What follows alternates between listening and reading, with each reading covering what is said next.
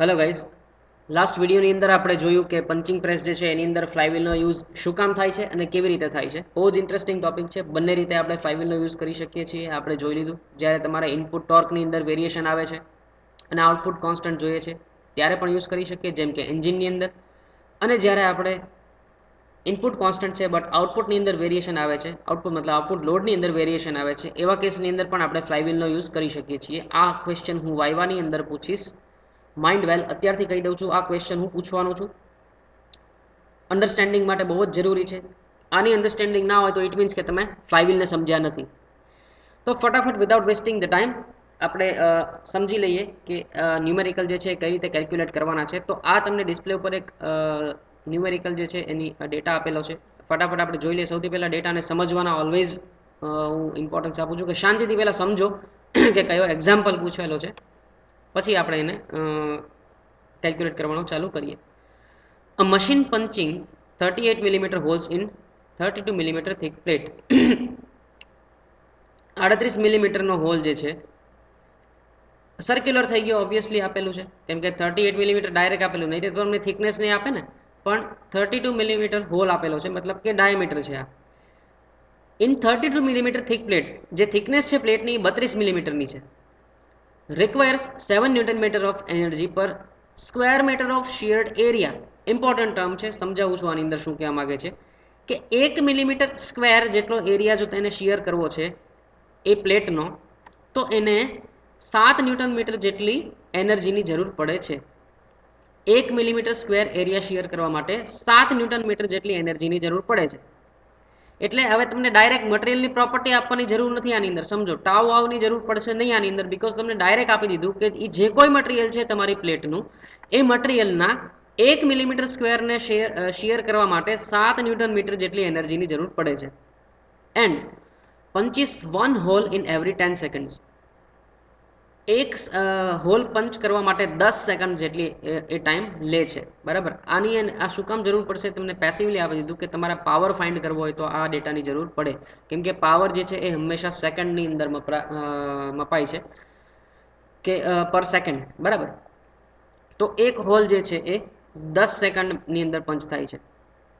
Calculate the power of the motor required. હા, very next એની અંદર પૂછી લીધું કે પાવર જે છે એ ફાઇન્ડ કરો મોટરનો. The mean speed of the flywheel is 25 meters per second. Okay, velocity જે છે એ મીટર પર સેકન્ડની અંદર આપી છે. ઓમેગા મતલબ કે રેડિયન પર સેકન્ડની અંદર નથી આપ્યો. આની અંદર આપણે સ્મોલ v નો યુઝ કરશું. તમને લિનિયર સ્પીડ આપી દીધી છે, mean speed 25 metres per second.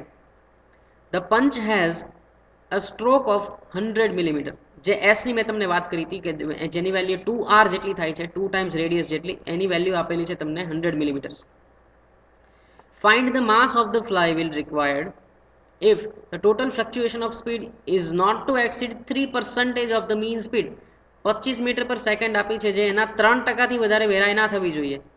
Assume that the motor supplies energy to the machine at a uniform rate. એ તો ઓબ્વિયસ વસ્તુ છે કે મોટર જે છે યુનિફોર્મ રેટથી જ એનર્જી સપ્લાય કરે છે. હવે આ તમને શું આપ્યું છે? 3% છે. સમજો, પ્લસ ઓર માઇનસ 3 નથી.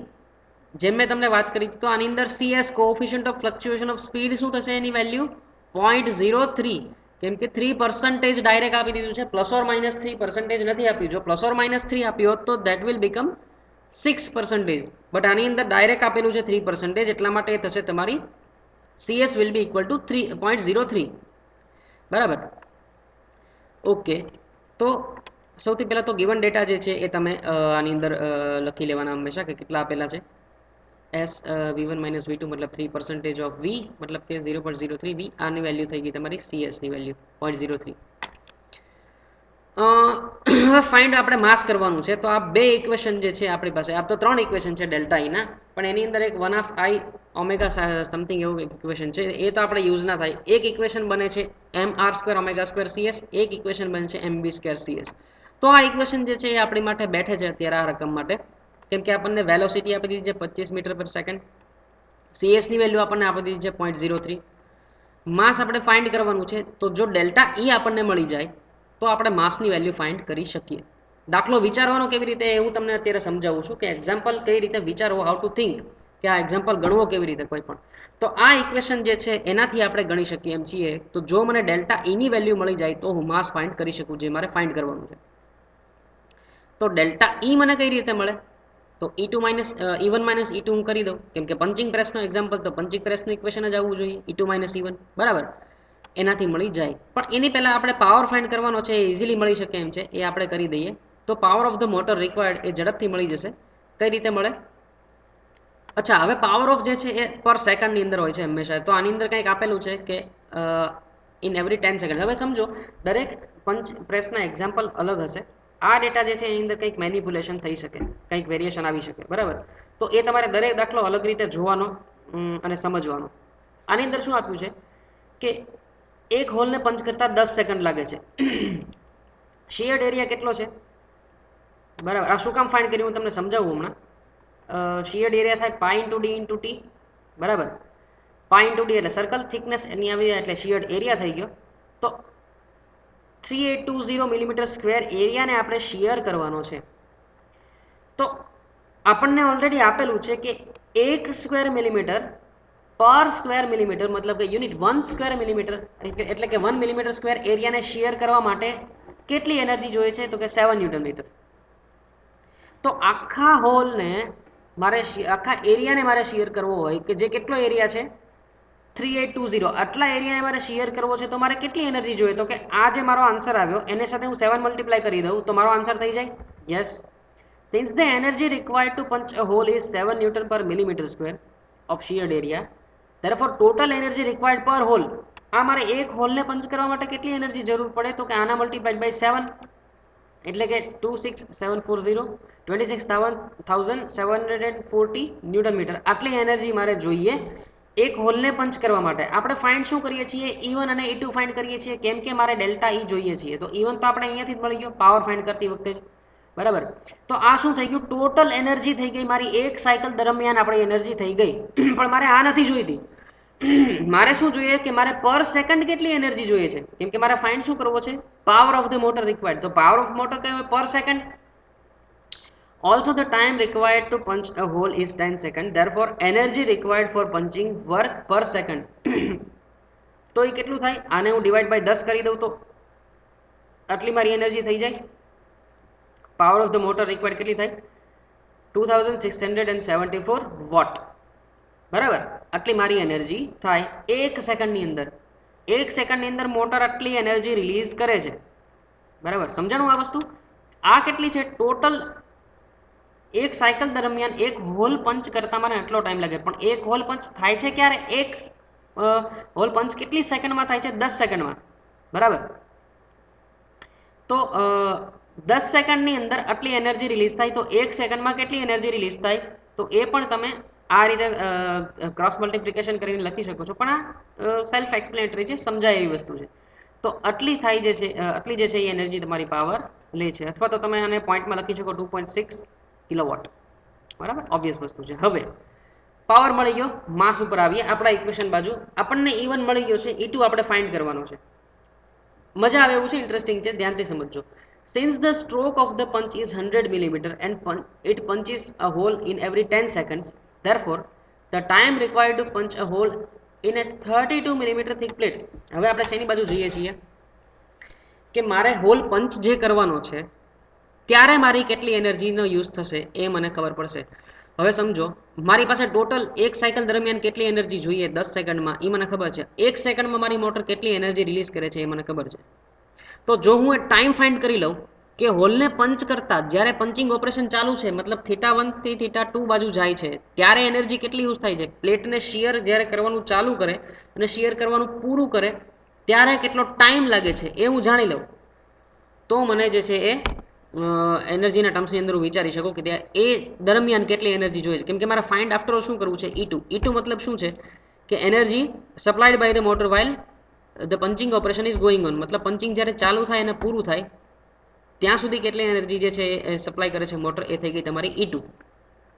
તો મારે અત્યારે ફાઇન્ડ શું કરવું છે કે આખી સાયકલ નહીં, પણ θ1 થી θ2 મતલબ એકચ્યુઅલ પંચિંગ જ્યારે ચાલુ છે, 32 મિલીમીટર થીક પ્લેટને જ્યારે કટ શિયર કરે છે ત્યારે કેટલી એનર્જી જે છે, ત્યારે કેટલો ટાઈમ લાગે છે, સોરી, એ ટાઈમ મારે અત્યારે ફાઇન્ડ કરવો છે. તો આપણે અગેન ક્રોસ મલ્ટિપ્લિકેશન આ પણ તમને ન્યુમેરિકલ આ પણ સોરી વેલ્યુઝ તમને બુકમાં નથી સમજાવ્યું, હું સમજાવું છું તમને આ વિડીયોની અંદર. એટલા માટે ઇમ્પોર્ટન્ટ છે કે હંમેશા લેક્ચર ભરો, વ્યવસ્થિત ભરો, તો તમને દરેક વસ્તુ ક્લિયરલી સમજાશે. તો સમજો 2s જેટલી સ્ટ્રોક લેન્થ જે છે એ કવર કરતાં મને જો 10 સેકન્ડ લાગતી હોય, એટલે આખું રિવોલ્યુશન પૂરું કરતાં 10 સેકન્ડ લાગતી હોય મને, તો 32 મિલીમીટર જેટલી ટ્રાવેલ કરતાં મને કેટલો ટાઈમ લાગે? આ 2s શું કામ લીધું? સ્ટ્રોક લેન્થ છે કે તમારા ટોપ ડેડ સેન્ટરથી બોટમ ડેડ સેન્ટર સુધી તમારા 2s આખી સાયકલ પૂરી કરીએ ત્યારે સ્ટ્રોક અપથી લઈને ડાઉન સુધી જાય, તો એ 2s જેટલી લેન્થ છે. એટલે s એકવાર ઉપર જાય ને એકવાર નીચે આવે, તો એ 2s જેટલી સાયકલની અંદર 10 સેકન્ડ લાગે પંચ કરતા, તો 32 મિલીમીટરની પ્લેટને શિયર કરતા કેટલો ટાઈમ લાગે? તો again cross multiplication 32 multiplied by 10 divided by 2s. s ની વેલ્યુ તમને 100 મિલીમીટર ઓલરેડી આની અંદર આપી દીધી છે, રકમની અંદર સ્ટ્રોક 100 મિલીમીટર છે. તો 1.6 second is the time during which the punching operation is going on. તો એકચ્યુઅલ પંચિંગ અચ્છા 10 સેકન્ડ આપી છે, તો શેની છે કે આખું રિવોલ્યુશન પૂરું થવાની તમને સેકન્ડ આપી છે, બટ પંચિંગ ચાલુ થાય અને પૂરું થાય ત્યારે ખાલી લાગે છે એને 1.6 સેકન્ડ, જ્યારે એકચ્યુઅલ પંચિંગ ચાલે છે, બરાબર.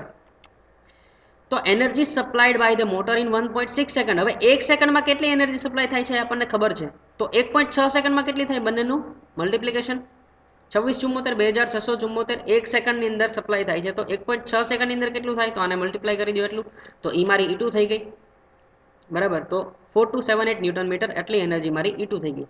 તો energy to be supplied by the flywheel during the punching or the maximum fluctuation of energy, જે આપણું ઓલરેડી ઇક્વેશન છે એ કેટલું થાય? E1 - E2. મેં તમને કીધું હતું E1 તો પહેલાં જ મળી ગયું હતું, E2 અત્યારે આપણે ફાઇન્ડ કરી લીધું.